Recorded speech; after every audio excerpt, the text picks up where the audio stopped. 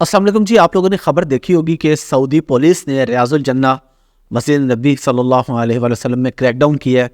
वहाँ से बहुत से लोग पकड़े हैं, गिरफ़्तार किए हैं। वो इस वजह से गिरफ़्तार किए हैं कि आप लोग जानते हैं कि जब उम्रे पे जाते हैं या वैसे विज़िट पे सऊदीया जाते हैं और आप मदीना मुनव्वरा जाते हैं, मस्जिद नबी में जाते हैं, तो रियाजुल जन्ना के लिए एक परमिट मिलता है। नुसुक एक ऐप है उनकी, उस ऐप के अंदर आप बुकिंग करते हैं, आपको एक टाइम स्लॉट मिलता है, उस टाइम स्लॉट पे आप वहाँ चले जाते हैं। तो कुछ लोगों ने, ज़्यादातर अनफॉर्चुनेटली हमारे इलाके के लोग थे, हमारे खित्ते के, पाकिस्तान, इंडिया और बांग्लादेश के, इन लोगों ने ये किया है कि वहाँ पे फेक परमिट बना के, क्योंकि रश होता था वहाँ पे, जो शुरता खड़ा था, पुलिस वाला, उससे बस देखना है कि जी ठीक है आपके पास है परमिट, आप चले जाए। तो बहुत से लोगों ने फेक परमिट्स बनाए हुए थे। अब वहाँ पे मसला ये था कि फेक परमिट तो अलाउ नहीं है, ये तो कानूनी तौर पे भी बड़ी गलत चीज़ है। लोगों ने ये काम किया तो पुलिस ने क्रैकडाउन किया। काफ़ी अर्सा उन्होंने पहले वार्निंग्स दी कि ऐसे काम ना करें, डिफरेंट वो सोशल मीडिया पे या नोटिस जारी करते रहे कि ऐसा काम नहीं करना चाहिए, लेकिन लोग नहीं बाज आए। तो उन्होंने ना सिर्फ उन लोगों को गिरफ्तार किया, बल्कि जिन लोगों ने उनको वो बना के दिए थे, अगर वो सऊदीया के अंदर मौजूद थे, यानी वो एडिटिंग उन्होंने जिस बंदे से करवाई थी वो अगर सऊदीया में मौजूद था, वो जहाँ भी था उसको सऊदीया से भी गिरफ्तार किया। तो क्या ज़रूरत है ऐसा रिस्क लेने की, क्या ज़रूरत है ऐसा काम करने की। अब जहाँ तक बात है जी शौक की, जी शौक है रियाजुल जन्ना में जाने का, बहुत अच्छी बात है।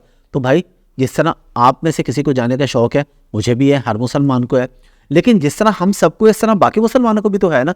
तो एक मुसलमान को जब एक दफ़ा परमिट मिल गया और गवर्नमेंट कह रही है कि आप एक दफ़ा से ज़्यादा ना जाए एक साल के अंदर, अब उन्होंने एक साल का कर दिया है, तो आप एक दफ़ा जा चुके हैं ना, तो किसी और को मौका दें ताकि कोई दूसरा मुसलमान भी जा सके। आप तो जन्नत में चले गए ना, मैं तो जन्नत में चला गया, अब किसी और को भी जाने दें।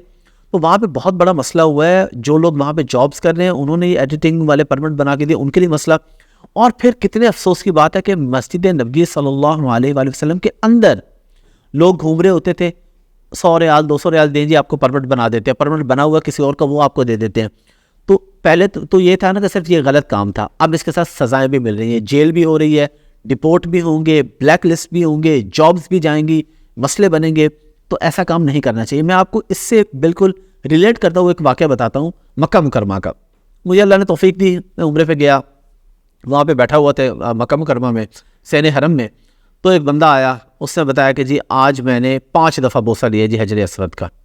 बहुत अच्छी बात है जी, हजर असवद का बोसा लेना चाहिए, लेकिन उसको ये सोचना चाहिए था कि 5 दफ़ा उससे लिया तो किसी 4 लोगों का तो रह गया ना। अगर वो एक दफ़ा लेके सुकून से बैठ जाता, किसी दूसरे को मौका दे देता।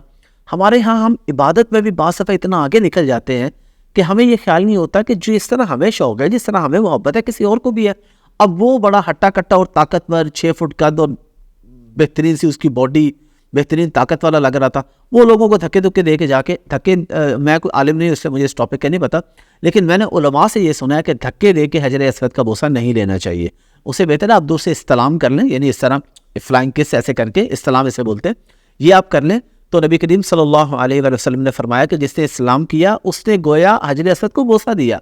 तो नो डाउट बंदे को शौक होता है कि जहाँ पे अल्लाह के नबी के होंठ लगे, जहाँ पे साहबा कराम के होंठ लगे, मुझे उसका मौका मिले, बहुत अच्छी बात है। अल्लाह ताला ने मुझे भी तौफीक दी, मैंने भी जाके बोसा लिया, डायरेक्ट बोसा दिया पत्थर को। उसके बाद मैंने बार बार कोशिश नहीं की, इस्लाम कर लिया ताकि किसी और को मौका मिले।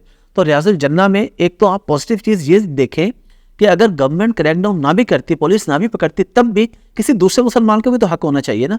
बहुत से ऐसे लोग हैं जो ज़रा ताकतवर थे या ताकतवर हैं, उन्होंने जाना रियाजुल जन्ना में, घुस जाना, दूसरे लोगों को धक्के देते देते आगे निकल जाना, 6-6 घंटे बैठे रहना।